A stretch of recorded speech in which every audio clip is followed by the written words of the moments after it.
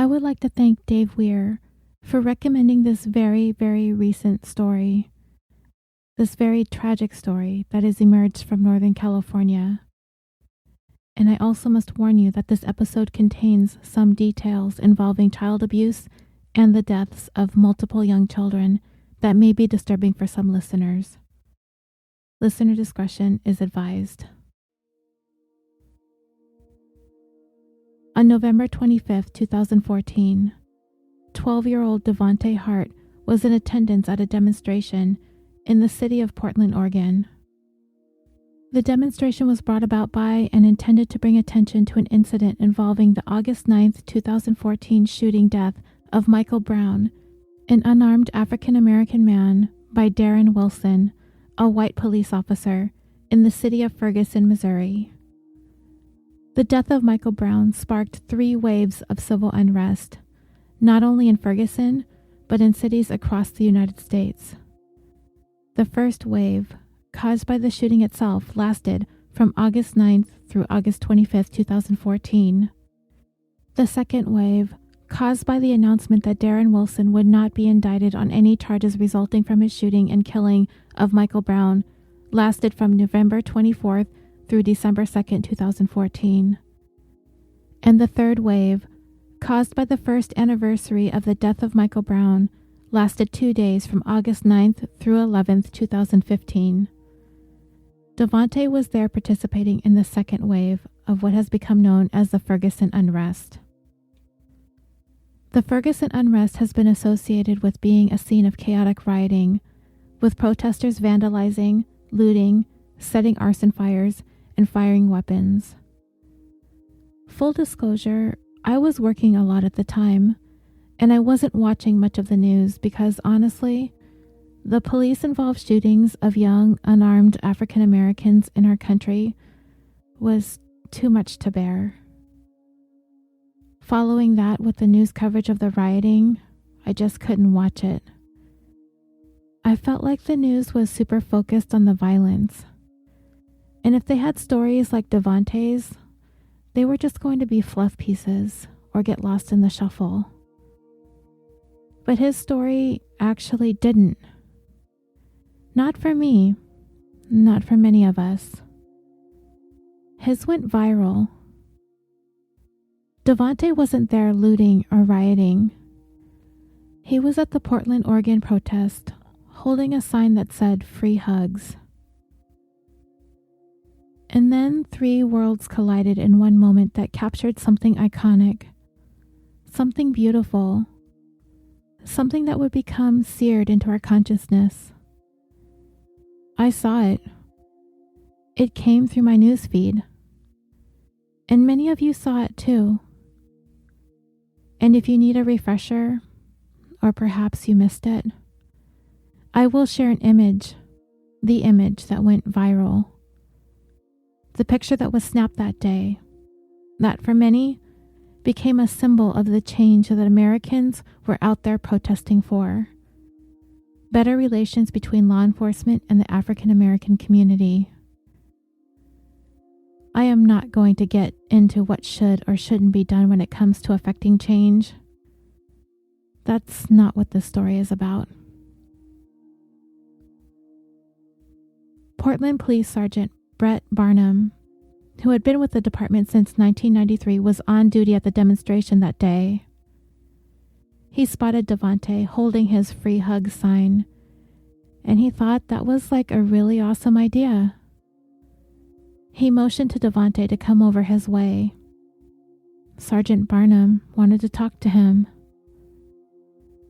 As Devonte drew closer, the sergeant noticed that the boy had tears streaming down his cheeks. He extended his hand, and Devonte shook it. He asked Devonte why he was crying. Devonte said it was because he was sad about all of the protesting and all of the events that were taking place around the country. Sergeant Barnum came to realize that all of this protesting was a lot for a child to try and process, and he wanted to, in some small way, help Devonte get back to just being a kid, to not have to shed these tears over this. Children have the right to grow up in a world where they shouldn't have to break down into tears over these sorts of things. Sergeant Barnum acknowledged Devonte's feelings. He told him that he understood, but he wanted to try to comfort him, to reassure him that everything was going to be okay. The sergeant told him that he was sorry that this was making him so sad, as at the moment, that was all he really could do. Just apologize that this was the current state of affairs. Sergeant Barnum and Devonte talked a little bit more, and soon he could see Devonte's tears had slowed, and it wouldn't be long before they would evaporate from his cheeks. The sergeant saw that the march was about to commence, and he didn't want the 12-year-old to get left behind from the group that he attended the demonstration with. So he told Devonte that he'd better get back to his group. But before doing so, Sergeant Barnum looked down at Devonte's free hug sign, pointed at it and said, "Can I have one of those?" And in that same instant, freelance photographer Johnny Wang took notice of the conversation between Sergeant Barnum and Devonte. As a photojournalist by trade, he most likely had an eye for potential moments such as this. And just as a free hug had been requested from Devonte, and Devonte accepted, Johnny snapped that moment that the free hug took place. And the next day, the photo of Sergeant Barnum and Devonte, fedora on his head, tears streaming down from his eyes, went viral. The sergeant was blown away by the response that the photo had received. For him, as long as it sent the kind of positive message that needed to be sent at a very volatile time, then that's all he needed. He was proud of his city and his department. And that picture was a small example of what that represented for him. Devonte was the epitome of what makes public service worthwhile. Devonte Hart would die in a horrific automobile crash off of a California cliffside in Mendocino County on March 26, 2018, along with 7 other family members. Adoptive mothers Jennifer and Sarah Hart, both 38 years old, adopted children 19-year-old Markis, and 14-year-olds Jeremiah and Abigail, all 3 biological siblings, and 16-year-old Hannah, 15-year-old Devonte, and 12-year-old Ciera, also biological siblings. But before we get into how they all died, let's first talk about how this family came together and the events leading up to this tragedy. By September of 2006, Jennifer and Sarah Hart were a couple residing in the state of Minnesota. They adopted Markis, Abigail, and Hannah from Colorado County, Texas, but it isn't certain if both women adopted the children. By September of 2008 is when the first inkling that the family had troubles arose. School officials contacted the Alexandria, Minnesota Police Department regarding a 6-year-old student who had a bruise on the left arm. The name and the gender of the child was redacted. And when questioned by the school staff as to what happened, the child stated that the mother, Jennifer Hart, hit the child on the arm with a belt. Social services was contacted, and along with the police, they interviewed both of the child's parents. And according to the report taken in regards to this case, it said, quote, "The child has been constantly going through food issues where the child will steal people's food at school or eat out of garbage cans or off the floor. The parents deny knowing how the child's arm became bruised, but did indicate that the child recently suffered a fall down a set of stairs located in the house a few days prior to the interview. The report concluded that from a legal standpoint, this case was closed. And in February of 2009, the Harts adopted 3 more siblings, Hannah, Devonte, and Ciera, from Harris County, Texas. Sometime in the later part of 2010, still in the state of Minnesota, another one of the Hart children indicated to a teacher that there was some pain in her stomach and on her back. The school nurse discovered bruises on both of those parts of the child's body. Social services were contacted again, and a visit along with police took place. Sarah Hart admitted to spanking the child while the child was leaning over the edge of the bathtub as punishment for the child's bad behavior. But this time, Sarah Hunt was charged with the malicious punishment of a child and misdemeanor domestic assault. 1 week later, all 6 Hart children were pulled from public schools to instead be homeschooled. The children would never return to public school again. And according to court documents in April of 2011, Sarah Hunt pleaded guilty to misdemeanor domestic assault involving a child, and the other, more serious charge, malicious punishment of a child, was dismissed. She was sentenced to community service and a year of probation. It is unclear when the Harts and their 6 children moved to Oregon, but in July of 2013, there was a call made to authorities regarding the family, and police responded to their home. Police would describe this particular incident as a State Department of Human Services referral. Other than that, there are no further details. And then the iconic picture of Devonte was taken in Portland in November of 2014. And it was sometime in mid-2017 that they moved into the house in the city of Woodland, Washington, according to a neighbor named Bruce DeKalb. He described the family as extremely private, but Mr. DeKalb and his wife would describe a disturbing incident that occurred once. At 1:30 in the morning, on a date that he couldn't specifically recall, one of the Hart girls knocked on his door. He answered it, and she told him that she needed help, that her parents were mistreating her, and she needed them to protect her.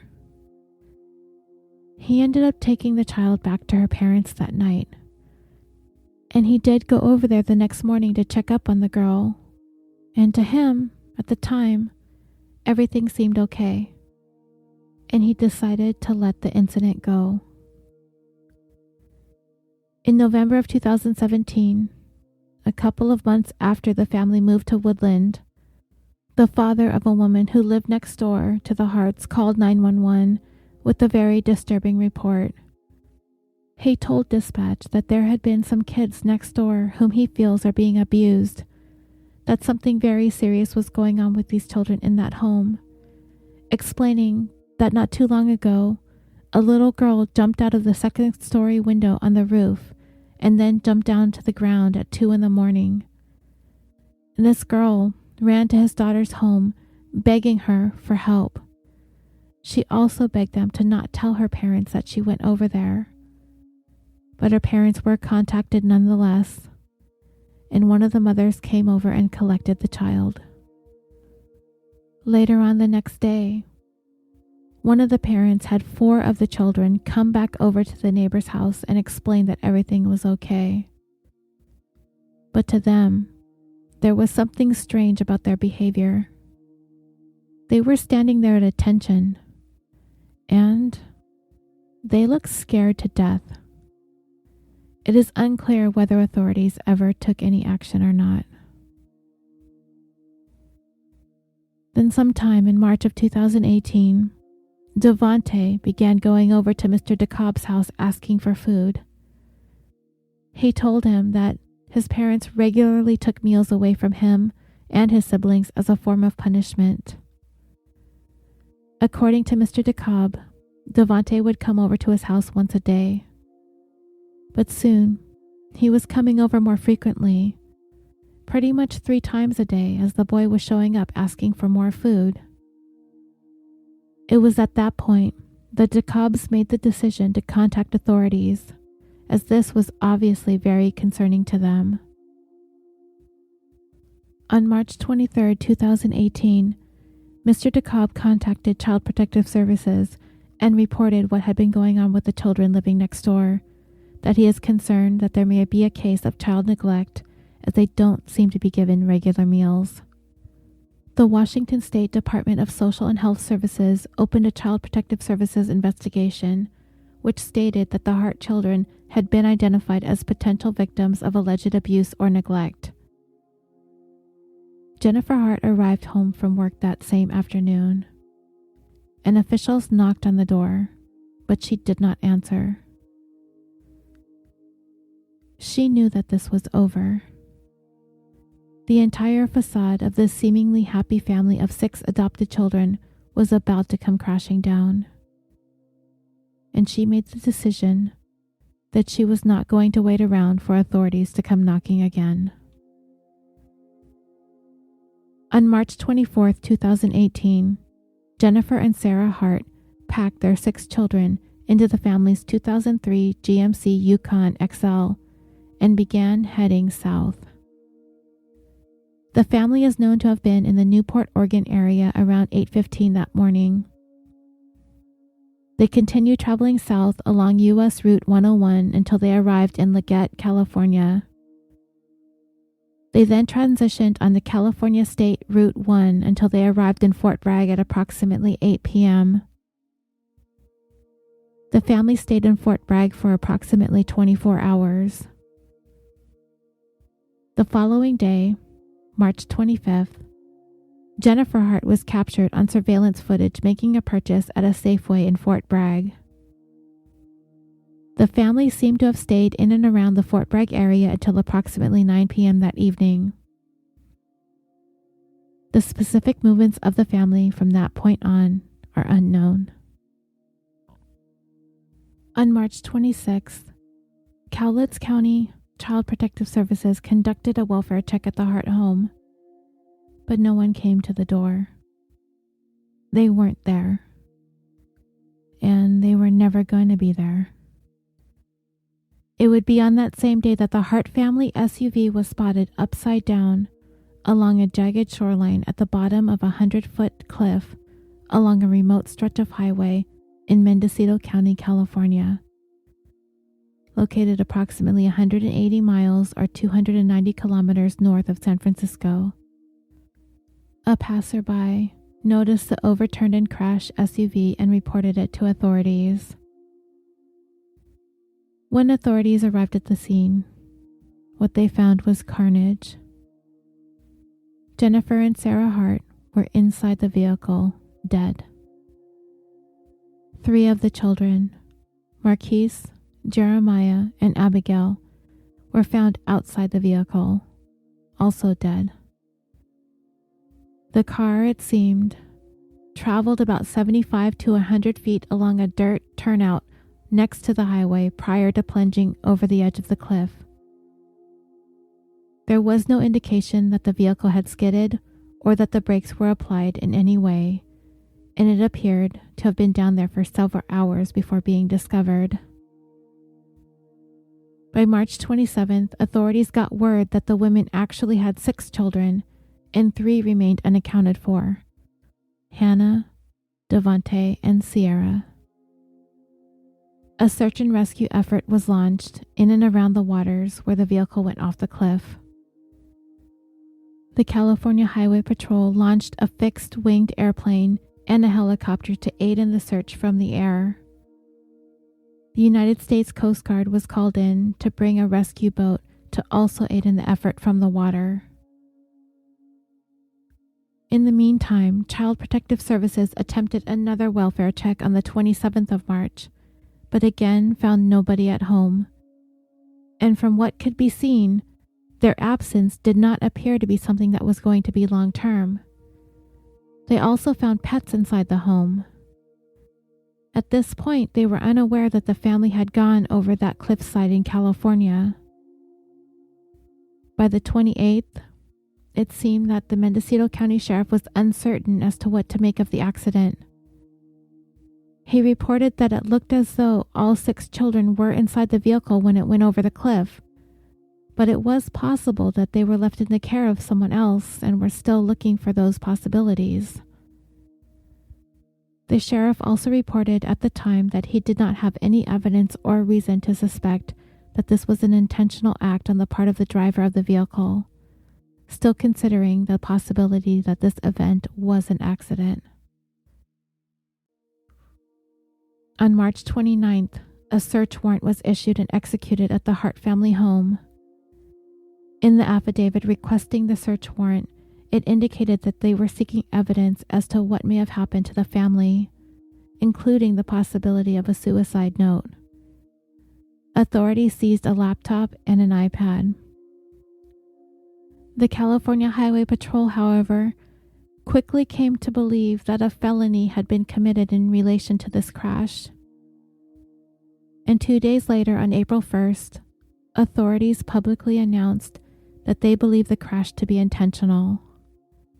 Investigators were able to retrieve data from the vehicle's airbag module and the vehicle's software. It showed that the SUV came to a stop at the turnout and then accelerated full speed towards the cliff and plunged off. Meanwhile, the search for Devonte, Hannah, and Ciera continued.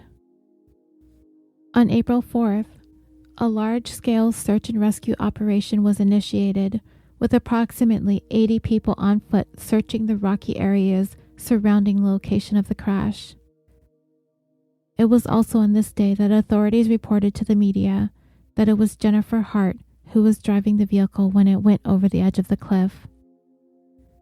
The Mendocino County Sheriff also shifted his original opinion of this being an accident to believing it to have been an intentional act, a crime.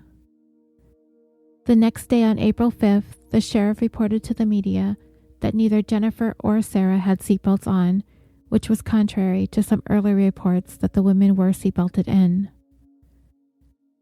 Also on April 5th, the search for Hannah, Devonte, and Ciera was forced to be suspended due to a forecast calling for heavy rains over the next several days.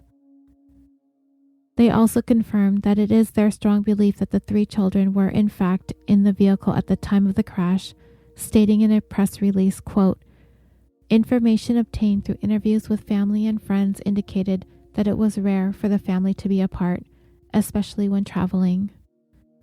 That information, coupled with the other children being recovered outside the vehicle, supports the possibility that the missing children were swept away from the crash scene by the Pacific Ocean." And then on April 7th, 2 weeks after the fatal crash, a child's body was discovered in the surf near the site where the SUV plunged over that cliff. DNA results confirmed what investigators already suspected, that these were the remains of one of the missing 3 Hart children. It was 12-year-old Ciera. 16-year-old Hannah and 15-year-old Devonte are still missing to this day and are presumed dead. On April 14th, authorities reported that Jennifer Hart, the one who was driving the vehicle when it went off the cliff, was found to have a blood alcohol content at 0.1%, just over the legal limit of 0.08% in California. The others in the vehicle, her wife Sarah, and 2 of the 3 children who were discovered deceased at the scene, were found to have the active ingredient of Benadryl in their systems according to the toxicology report, which is an antihistamine that causes drowsiness. So dreamers, I really don't have the desire to sit here and point fingers as to why all of this was allowed to happen. I usually do, but this particular story is so frustratingly tragic. I don't even really want to think about the what ifs. It's too heartbreaking. But we can talk a little bit about the how. It seemed to be a combination of two things: isolation and a social media facade. Remember I mentioned earlier, after Sarah Hart was arrested on those abuse charges in 2010, all 6 children were pulled from public school under the guise of being homeschooled. Cases like this paint an unfortunate picture of homeschooling children, which I don't want to do. However, when there seems to be other things swirling around the family, like teachers reporting suspected abuse, things like that, the fact that they were pulled in favor of homeschool only compounds any suspicion abuse might be taking place. Homeschooling independent of all these other reported incidents is by no means a clear indicator that something untoward is going on inside the home. But in this specific case, it's pretty obvious that the guise of homeschooling the 6 Hart children was an attempt to avoid any further mandated reporting of suspected abuse by any more public school teachers or administrators. And that should have been a red flag, particularly because of the timing, along with the criminal charges having been levied against one of the parents. But I will say this: it is not clear if both women adopted the children or if it was only Jennifer. It's been made clear through various reports that Jennifer Hart was the head of the household, and her wife Ciera held a secondary position as an authority figure in the home. Jennifer was the one who drove the car off the cliff. Maybe she compelled Ciera to take the fall for the abuse charges, especially if Ciera wasn't named as one of the adoptive parents. But it could very well have been both of them abusing the children. I don't know. All we know is who committed the worst and final act. So this isolation, particularly from mandated reporters like teachers and doctors, is one indicator that the children may be in an abusive situation. Then there were the frequent moves, not small moves either, but from state to state. Whenever new suspicions arose, whenever Child Protective Services were contacted, the family would pick up and move again. And this is considered an extreme measure when it comes to keeping their children out of the view of the public and from prying eyes. And it's not always obvious injuries. When children are sent to school, teachers will notice small things, innocuous things that seem inconspicuous. Things like, have they been wearing the same clothes all week? Or are they always hungry when they get to school? Public schools have to report suspicions. And neighbors, they aren't mandated, but they notice these things too. The Hart children regularly reached out to neighbors for help.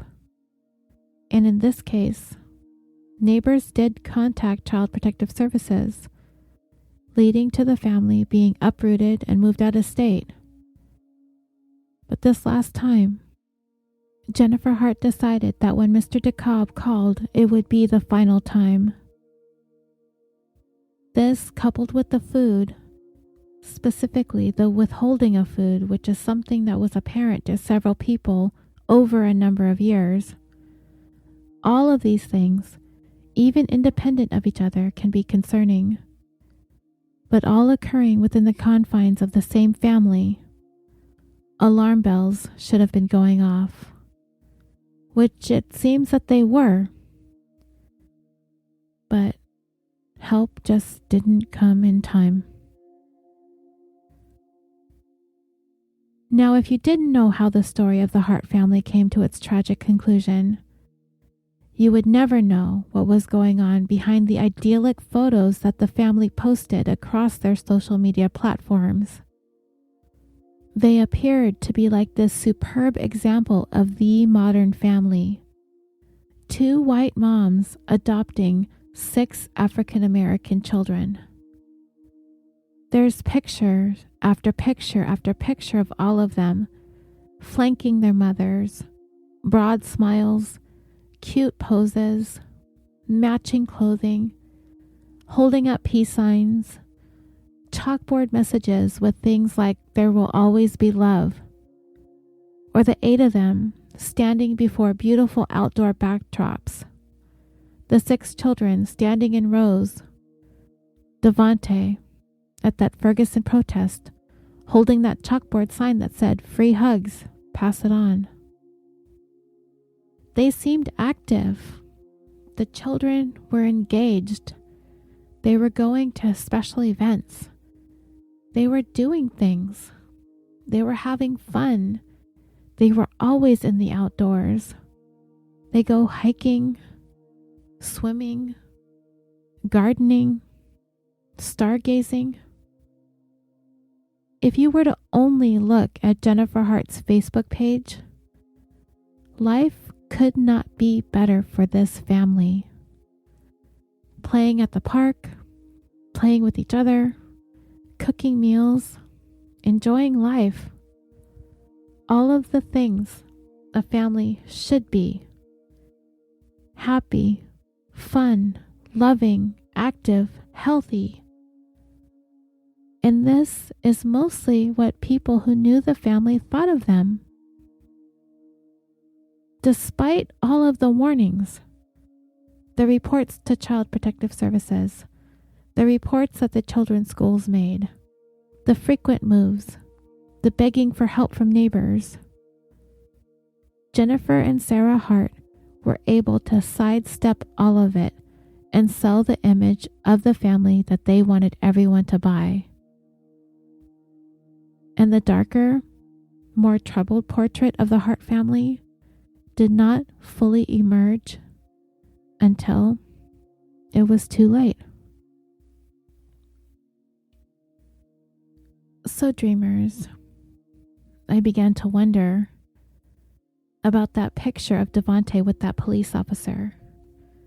The one of him with the tears streaming down his cheeks embracing that officer.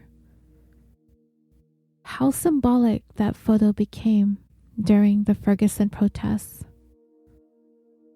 I told you Sergeant Bonham's take on the moment. To him, as he told it, it felt genuine.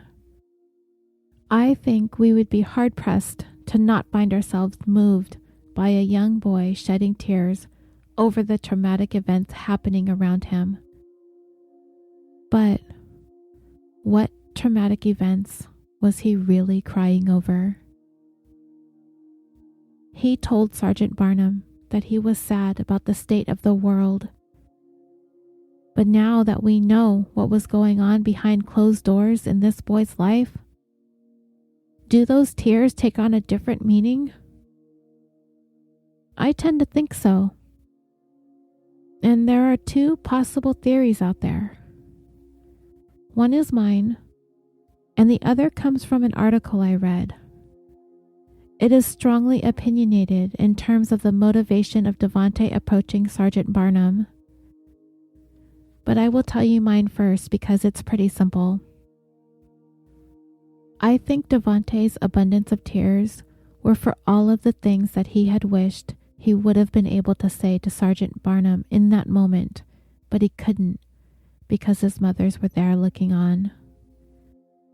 I can't help but wonder, as he took each step towards the police officer, that he wanted so much for everything to come spilling out of him. All of the hurt, the pain, the anguish, the torment, the suffering, the isolation, the loneliness, the abuse, the manipulation, the exploitation, the starvation, the deprivation, the fear. But he couldn't. All he could do was cry. And if you have seen this picture, there are a lot of tears on Devonte's face. Every one of those tears represented everything Devonte could not speak out loud. And maybe he was hoping Sergeant Barnum would pick up on it. But Devonte stuck to his script and just explained that he was sad about the state of things between officers and the African American community. he gave Sergeant Barnum his free hug and made his way back over to his family. I read this other article, and it had a bit more of an aggressive tone about the whole encounter between Devonte and Sergeant Barnum. But I will try to get to the core of what the point of the article is the best I can. The photograph of Devonte hugging a police officer, tears running down his cheeks, emerged during a time when racial tensions were on the rise between the African American community and law enforcement. This image was taken completely out of context and used as some sort of symbol of hope that relationships could be mended, that there was hope for peacefulness between African Americans and police officers, and racial tensions in America in general. Many saw the photo as nothing more than propaganda, especially when it came out later that the boy was shown in images earlier that he was already distraught, that there was a strong indication that he was forced to come forward to have that exchange with Sergeant Barnum. But dreamers, remember Sergeant Barnum is the one who spotted the free hug sign and motioned for Devonte to come forward, that he saw him crying and wanted to inquire as to what was wrong. And all he could really think to do was reassure Devonte, apologize, and collect on one of those free hugs. For him, the moment was genuine. But what about Devonte? According to the article that I read, it was apparently revealed later that Devonte was in fact terrified and had to be coerced into going over to having that exchange with Sergeant Barnum, and that according to a post on Jennifer Hart's Facebook regarding the image, that this was her telling of the experience.